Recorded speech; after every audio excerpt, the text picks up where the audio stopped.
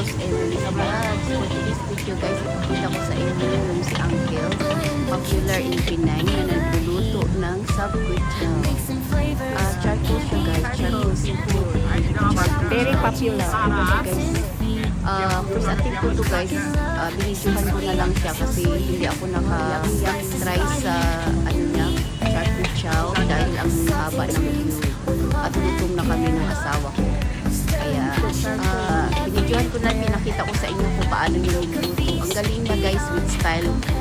Ang sarap din ng pagkatimpla ni Uncle na yun. Ang galing niya magluto. Maganda, masarap talaga pag charcoal siya. Natural lang yung hindi yung nilalagay sa spoon. Ayan, maraming ingredients yun guys. Ayan, marami din siyang tingnan guys. Tapos pag magkaano niyan, haba ng queue kasi kaya hindi kami nakakain dyan. Sa following days na kami